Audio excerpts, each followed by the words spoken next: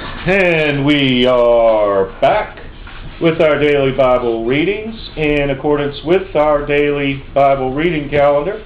Hi, my name is Alan Todd Boyd Jr. Today we're conducting our reading for July 10th.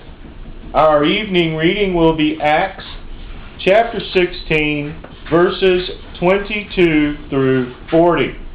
And the multitude rose up together against them, and the magistrates rent off their clothes and commanded to beat them. And when they had laid many stripes upon them, they cast them into prison, charging the jailer to keep them safely, who, having received such a charge, thrust them into the inner prison and made their feet fast in the stocks. And at midnight Paul and Silas prayed and sang praises unto God, and the prisoners heard them.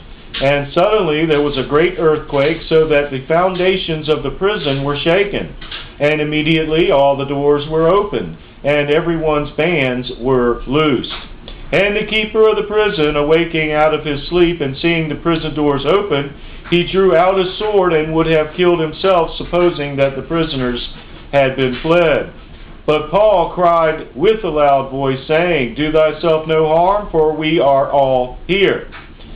Then he called for a light, and sprang in, and came trembling, and fell down before Paul and Silas, and brought them out, and said, Sirs, what must I do to be saved? And they said, Believe on the Lord Jesus Christ, and thou shalt be saved, and thy house. And they spake unto him with the word of the Lord, and to all that were in his house. And he took them the same hour of the night, and washed their stripes, and was baptized, he and all his, straightway. And when he had brought them into his house, he set meat before them, and rejoiced, believing in God with all his house. And when it was day, the magistrates sent the sergeants, saying, Let those men go. And the keeper of the prison told this saying to Paul, The magistrates have sent to let you go. Now therefore depart, and go in peace. But Paul said unto them, They have beaten us openly, uncondemned, being Romans, and have cast us into prison. And now do they thrust us out privily? Nay, verily, but let them come themselves and fetch us out. And the sergeants told these words unto the magistrates, and they feared, when they heard that they were Romans. And they came and besought them, and brought them out, and desired them to depart out of the city.